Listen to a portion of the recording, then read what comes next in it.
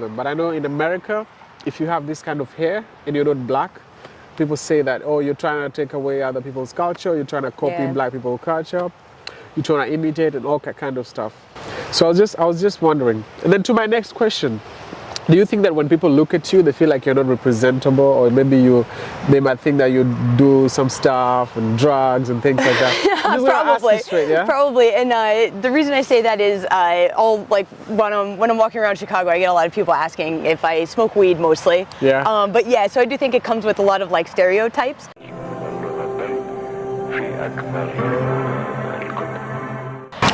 Hello guys, welcome again to the Hot Seat with Blazy, another episode right here for you. I'm so happy. First of all, let me just say that those guys who are subscribing to the channel, I can't be thankful enough. That's why I'm out here doing all this crazy content, all good stuff, just for the benefit of both of us. So today is a very new, interesting day for me. The person who's part of this program or this show is very special, and she has quite interesting story, and I'm very happy to hear your feedback after this interview. With me right here, I have this wonderful lady by the name of Gina. Just come over. So this is Gina. Hey. I started this video here because this is the place where we met. I'll let her introduce herself. After that, I'll ask her some few questions, and then we'll move into different locations as the video goes on. Hey, so I'm Jin, and I'm super thankful to be here with Blazy and with you all, so thank you. So I even mispronounced your name. Jin. Gina. Jin, it's Jin, which is cool. Gina, Jin, it's all good. Yeah, so how does it feel to be back at the house of worship, this temple, because this is where we met the first time? It is where we met the first time, and it was actually such a...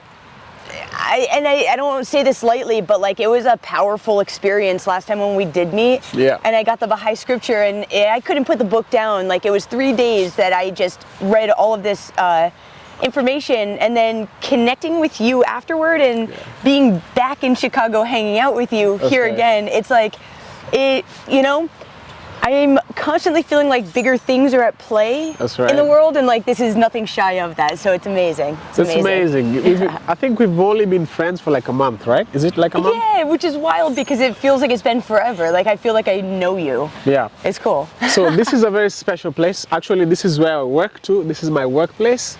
And I meet so many people, but I've never met someone like her. That's why I brought her here, so she can tell us her own story. Anyway, come with me. I want us to have some few chat, okay? Yes. Okay, so my first question is, you kind of look so unique, your hair, and trust me, I can't stop myself from asking you this question. Why this hairstyle? Oh, Blazy, that's a wild question. I've wanted dreadlocks for a while, okay? So when I was younger, I was a huge punk. I had my head buzzed, I had a mohawk, I had spiky hair, all different colored hair, and I wanted dreadlocks and it didn't work out. Yeah. And April of 2017, I was like, okay, I'm gonna buzz my head or I'm gonna do dreadlocks. And my hair was like down to my shoulders, so I was like, so I did dreadlocks. My friend helped me, and they were little like goofy little 2017? things. 2017, so it's coming up actually in a couple weeks. It's 7 years, which is amazing. Yeah. But it's really cool because afterward, after the dreadlocks had grown and I was already like in this process, I started learning about how spiritual dreadlocks are. Yeah. Like Samson in the Bible, his power came from his dreadlocks, and once they were cut off, he lost his power. Yeah. So I don't know if there's a correlation between that, but I had a huge spiritual awakening in 2017. And the dreadlocks happened in 2017, and they worked this time. So have you ever felt like at some point maybe you get tired of it, like you want to change your hairstyle or you want to change how you look like? Have you ever been in a position where you feel like maybe you need to make some change of how if you should have them or not? Only after the first year, I haven't really questioned it. Yeah. Up until the first year, I was totally very much questioning whether I made the correct decision. Yeah. And a lot of my friends made it very clear that I hadn't. They didn't want to go out with me because my hair looked pretty wild in the beginning. Yeah. Since then, I think if I am going to do anything with it, it's going to be August of 2024 on my 40th birthday. You think you want to gonna cut be it 10 down? years. You want to cut it down? I don't think you so, should, but I'm going to give it 10 years and reevaluate. And now this comes quite interesting to my next question to you, because I know you mentioned that your friends were telling you that you made a wrong decision by having this hair. And in America, I've realized, not in Africa, in America I've realized that when white people or Caucasians wear this kind of hair, which is locks. I have mine too, it's very short, but when you wear this kind of hair, they feel like you're taking away or you're trying to copy their culture. Have you dealt with things like that? You know what? I'm very, very lucky that I haven't, but it was a huge, I can't really say that it was a concern of mine personally, but I did, like, my little cousin was huge proponent of it being cultural appropriation, and I haven't really run into issues with it, and I don't assume that I will, because I think that there's a deeper meaning. There's a spiritual connection within people, and it's not something that I really have worried about or have dealt with. But have you heard about those kind of allegations that I'm talking about? Absolutely. I've heard a lot about it. A friend of mine was scared because we lived in Denver, and she didn't want to go to 5 Points. She was like, I won't go to 5 Points with my dreadlocks because somebody's going to say something to me. And I was like, they will if you let, like, if that's the energy that you're putting out, they probably will, kind of thing. But yeah, no, I have definitely, and even in Africa, like all throughout Africa, like I never once came upon anybody who said anything other than like some stuff about them. Wow. So that's yeah, I got very lucky. I think a lot of the experiences. Because I know in Africa, actually I've seen many Europeans, or let's say if I think of Americans who have traveled to Africa and they have like their locks on, they really face no problem. But I know in America, if you have this kind of hair and you're not black, people say that, oh, you're trying to take away other people's culture, you're trying to copy black people's culture, you're trying to imitate and all that kind of stuff. So I was just wondering. And then to my next question, do you think that when people look at you, they feel like you're not representable, or maybe they might think that you do some stuff and drugs and things like that? Probably. And the reason I say that is, when I'm walking around Chicago, I get a lot of people asking if I smoke weed mostly. But yeah, so I do think it comes with a lot of like stereotypes. But I don't know that, and again, like I think that this is also like a pretty unique experience, because I do know a lot of people aren't taken seriously because of their hair and like things like that, and like just how they look, and that is something that I've dealt with like a lot growing up. Like I have tattoos, I had piercings growing up. I've always had weird, wild hair. But I think now it's not even so much. It's almost like people don't have the chance to think down on me, because once I start talking to them and I do feel like I come off educated, I can communicate well, and like people see that I'm not like a deadbeat with hair that just doesn't want to get washed, you know? Did you get any negative comments from your family as when you're growing? Did they tell you at some point to cut it down or something? Only when I first got them. A lot of people were just like, Jen, don't do this. Don't do this to yourself. But what was their main reason? What was their main reason for you to cut it? Oh, because I looked ridiculous. Oh, okay. Because I looked ridiculous. Before they started locking up, like my hair was like this, and they were just sticking up. Okay. Up until like, I want to say after a year, I haven't really nobody's told me to cut them. I was actually, my dad, every time I see him and I have my hair up, he's like, Jen, if you're gonna have them, you gotta wear them, pull your hair down. So he loves them. Like, that's quite interesting. Yeah. Huh. That's really nice. You know, they say that your hair is like, your hair carries your wisdom and all kind of stuff. Yeah. So when I saw your hair, actually the first time I met Jen, the first thing that glowed up for me to kind of try and talk to her was her hair. Because like it kind of gives you a different picture, you know what I mean? Yeah. I used to have long hair. I did cut it just because I wanted to. And many people used to ask me to sell them weed or if I have cocaine, just because I had that kind of hair. So I'm just trying to imagine you. Do you think if you're to apply for a job in a place, do you think they might judge you with your hair? Absolutely. I lived in Maui for a little while, and I was getting a job. So I was going through with this job at an airline, and the manager at the station was the only reason that I got that job, because I had to go over and like do like the orientation and everything, and when I went over to the other island to do the orientation, they saw my hair and they reached out to my manager, who she ended up being my manager. Yeah. And they were like, she can't work with us with that hair. And so the manager, she kept calling me. She was like, Jen, my cousin has wigs, like we'll get you a wig. She was like, would you cut it off, or like do you want to like try and do something? I was like, I can't cut it off. Like I'm not going to cut them off. And so she actually she stood up for me. There was another guy whose hair was like really big, and he was in the orientation, and somebody came by and told him that he had to put his hair up or he couldn't work on the airline. So my manager was like, nope.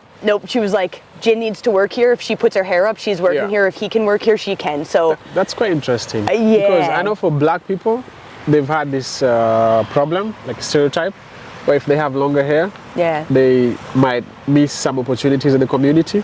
Like I was in Uganda 2 months ago, and people thought I was like a bad boy, just because my hair looked like, this is my hair actually. I want to show you how it looks like. One day it'll be long like this.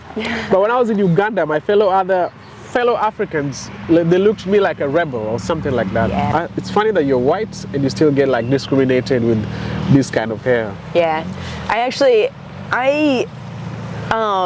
So anyway, this is very interesting. You see, this is what Jean's experience of like how she struggles sometimes, or at the same time she embraces her hairstyle, how she wears it. And your hair has to come with something, because for you to wake up one day in the morning and then say that this is what I want, you must have thought of something. So maybe in the next chapter I want us to talk about like little bit things of spirituality, or how your hair is related to something like that. Yeah. Maybe we'll do I will do this into our next location. So guys, come with us. I want to take you to the spot where I saw her first. Hope you guys will like this.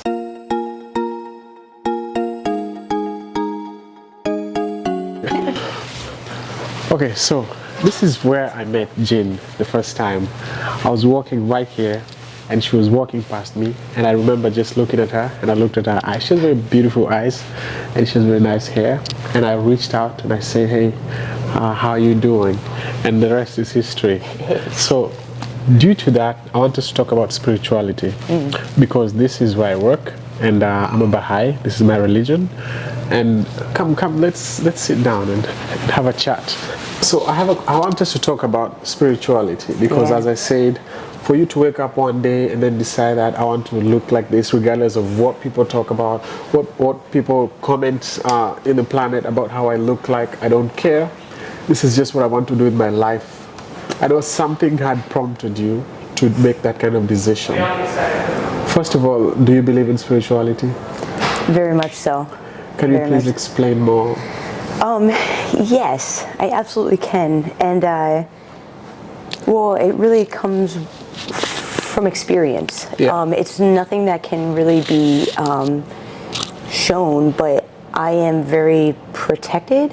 I'm very taken care of, and I have a purpose and I know it, which is really amazing, because I don't know that a lot of people are actually like aware of what their purpose is, or that they have one. I personally feel like everybody has a purpose, and what I love about the Baha'i scriptures is that it's all about showing up to be of service. Is really what it comes down to, you know. Question for you. So in your journey, in your life journey, you say that you believe in spirituality. What kind of spirituality do you believe in? Are you part of a certain religion? Are you part of a certain group, a certain sect? Like, that's a great question. And no, none of the above. It's kind of I'm a very curious person, and I love theology. So I've kind of just Buddhism is huge for me. But then I've kind of dabbled in shamanism, which very into environmentalism. I ran an environmental organization for a little bit. So shamanism. Shamanism. Right. Is it like a religion, or what is it?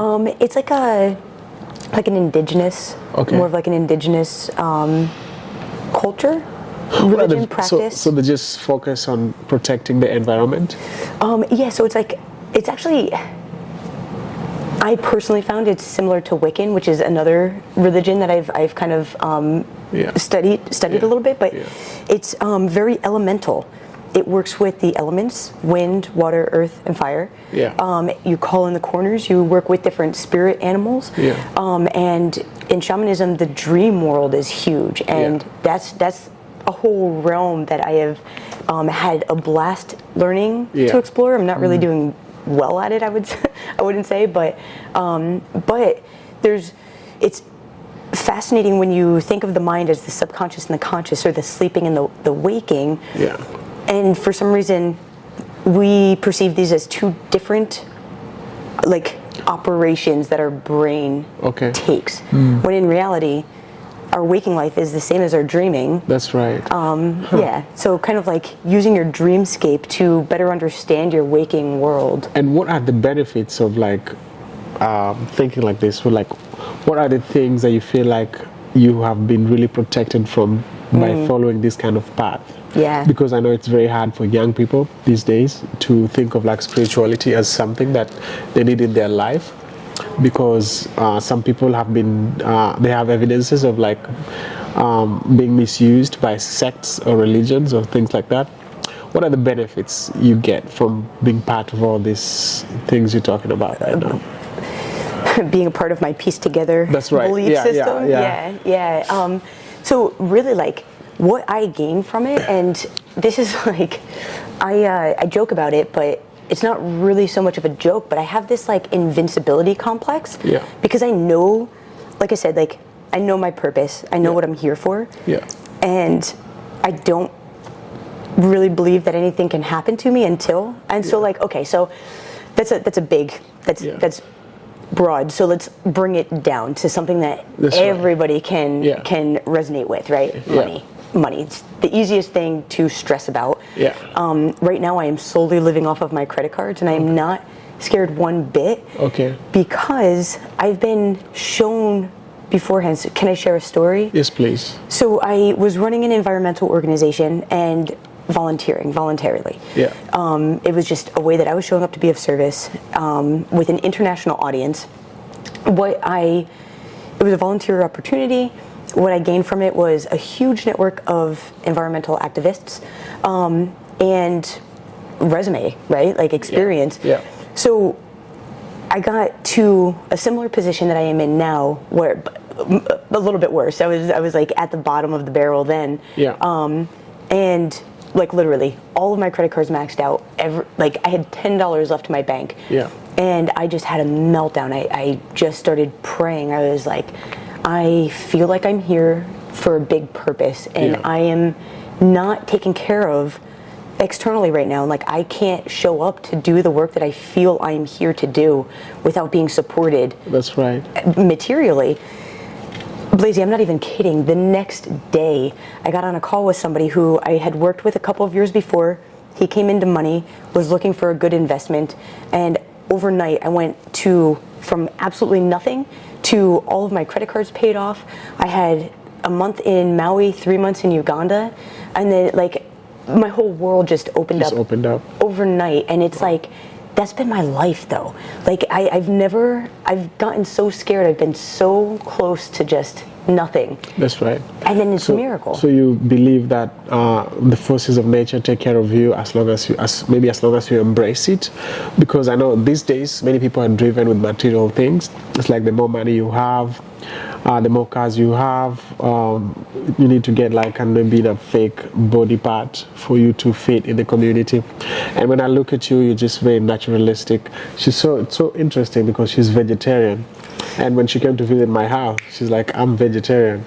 I didn't even know what to feed her. But and she's been vegetarian. How many years have you been vegetarian? Since I was 13, so like probably almost like 20 years. Do you feel like this kind of lifestyle makes it hard for some people to relate with you out there? The being vegetarian? No, just your life, how you do you feel? Very much so. Yeah. Very much so. Not a lot of people understand the way that I operate. And I think that I'm in a very interesting place where life is just kind of flowing, and I can't say that I've always been open to it. I'm actually like quite the contrary. Leading up to this, like it was just, I wanted to control things. I wanted things to stay the same. Yeah. And I think that's a normal human thing to want. Like we want to have control, and it's like really in the releasing of control that I feel the safest. Wow. Which is interesting. But when it comes to relating with people on that, it's my way of life makes people very uncomfortable sometimes. So it's not always the easiest. That's interesting. I'm quite interested, you know. I'm just very excited to meet you, and I'm really looking forward into seeing what this life turns out, because I know we're going to be friends forever now. You know, you at least you have no choice of running away from me, because now it's game over, you know. But yeah, I'm just very happy to have you here. I want us to talk about something different from what I know. We've talked about your hair, we've talked about spirituality, and just before we jump there, can you maybe give, if you have like something to tell young folks who might be like struggling with the idea of like being spiritual, tell them the benefits maybe they're missing out or something? I think that I would like to kind of go a different way. If I could give some advice, yes, please. Maybe what I would like to share with the younger folks, and I guess like this is really like what I wish somebody would have shared with me when I was younger and just kind of like lost, right?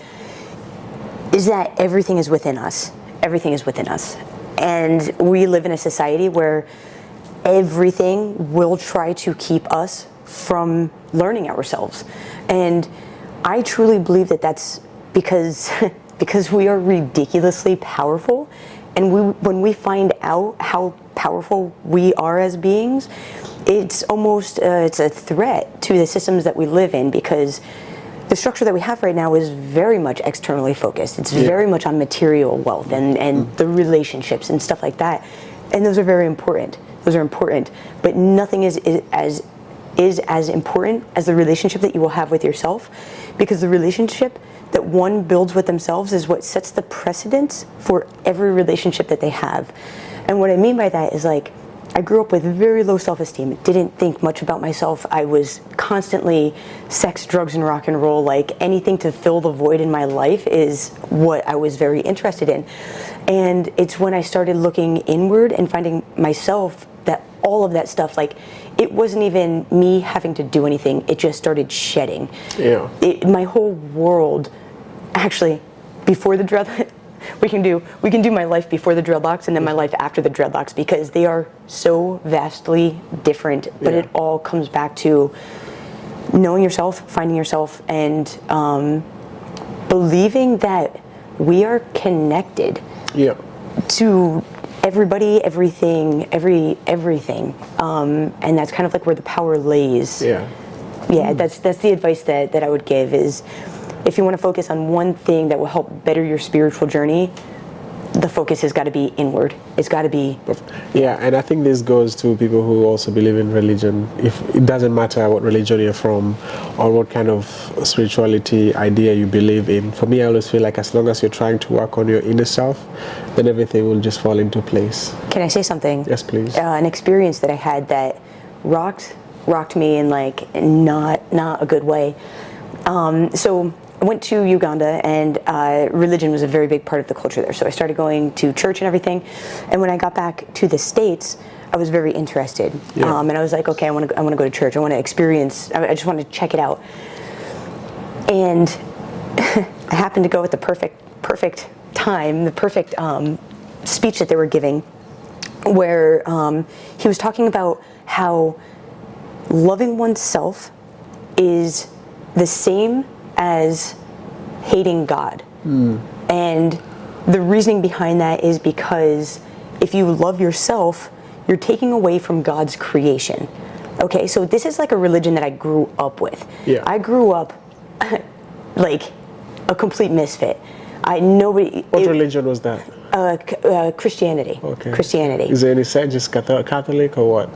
Just any sect of Christianity, or just? Well, I'm not even too sure, to be honest with you. I grew up Catholic, but this was a Christian church. I know that there's a difference, but I'm not honestly too sure what it is. But yeah, it floored me. It floored me because it was like, it more than floored me. Like, it was something so internal that like filled up within me.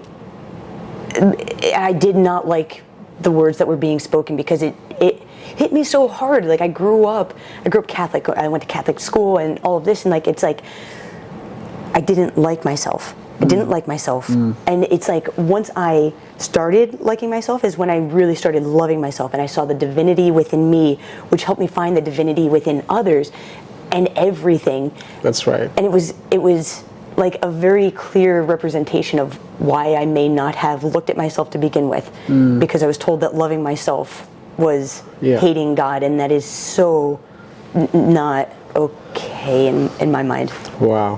Where else can you hear these words of wisdom? Only at this channel. Blazy's hot seat. And the seat is getting hot. And not for our next part. I want us to do the last part of this interview, and I want us to go into a different location. Yeah. She doesn't know where I'm taking her, but it's quite interesting. I have some few questions to ask you there. More laid back, but quite interesting, that I was very curious when I saw you. So come with me. Cool. We'll go to the next destination.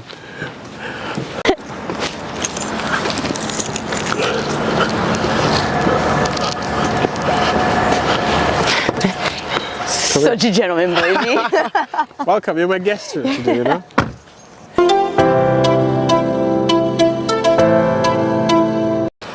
Now to my last section of this interview. I want to ask you some few personal questions. So, tell us about, like, I know you, I know you're spiritual, you have nice hair and good stuff, you like the planet, you like environment. What's your relationship life like?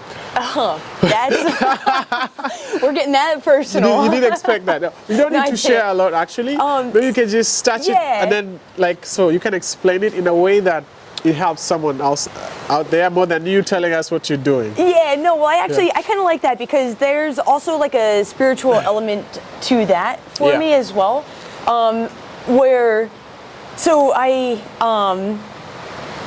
Okay, so relationship sector is quite dry these days. I'll just throw that. Okay. I'll throw that out there. Yeah.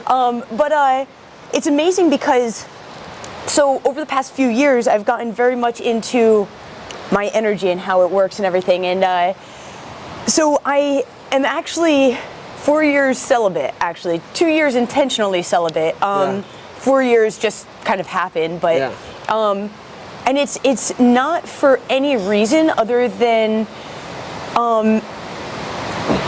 being intimate with somebody is a huge energetic exchange. Yeah. And when I was younger, I mentioned this before, it was kind of like used to fill a void within myself. Yeah. And now it's very much intentional. Yeah. And I haven't met somebody who like is has really kind of like wooed me in that way, I suppose. Yeah. So you're trying to tell us that you don't believe that relationship without like sexual action without any kind of relationship is valid.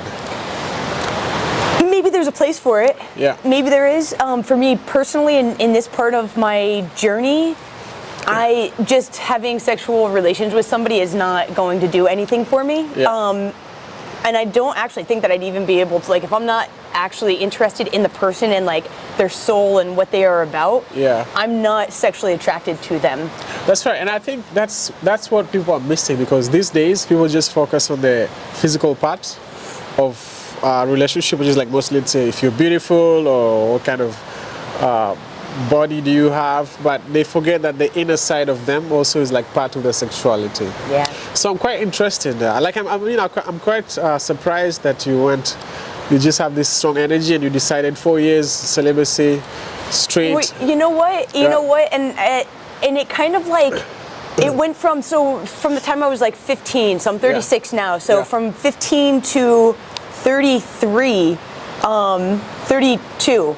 I was in a relationship. I had been in a relationship, or I had been messing around, and so after my last relationship, it was like a real eye-opener for me, and it gave me a lot to focus on myself. Yeah. And that's exactly what I did, and it is very much like I am in a relationship with myself now. Yeah. And so I kind of put myself at highest priority, which maybe keeping a relationship at bay for me, but at the same time, it's like, I want to honor myself more than anybody, and that's the way to find somebody who will honor me to the same capacity. Do you believe in marriage? I do. In what context?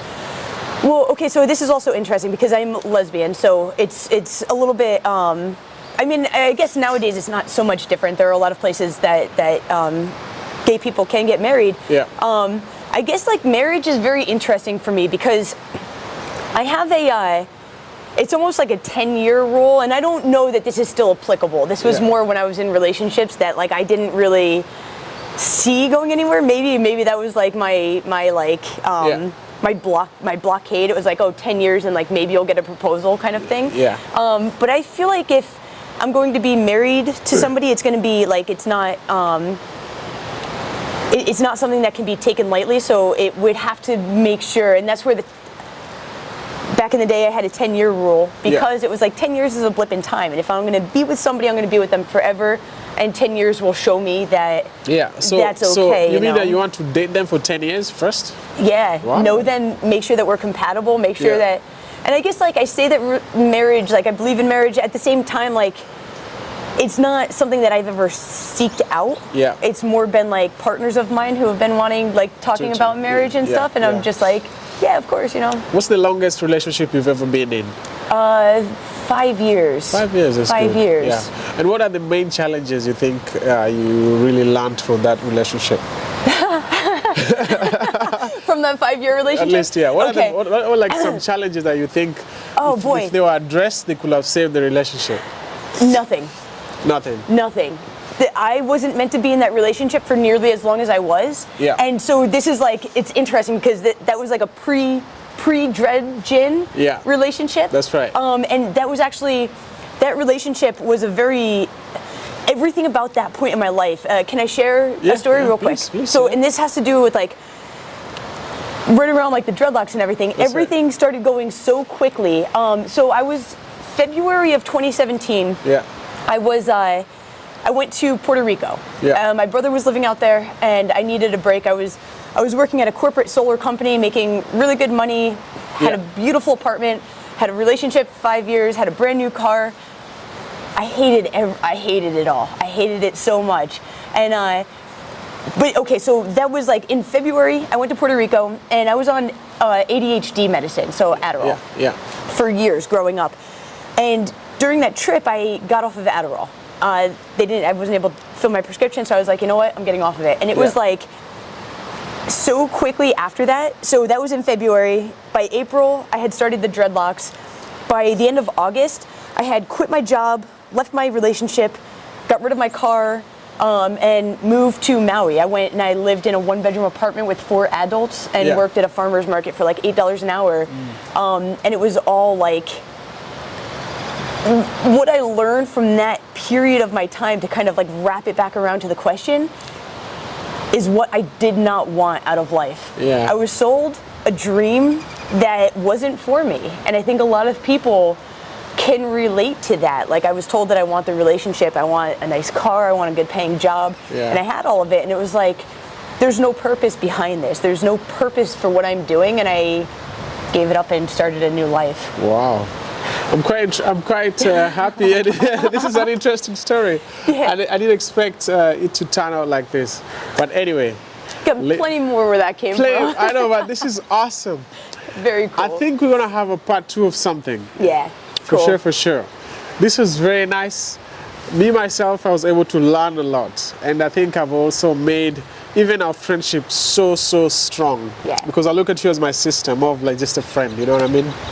Hey guys, please don't forget to click like this video, subscribe, or at least write a comment. Give us some feedback from what you think about the video. And then until next time, same place at the Hot Seat with Blazy. Peace. That was awesome.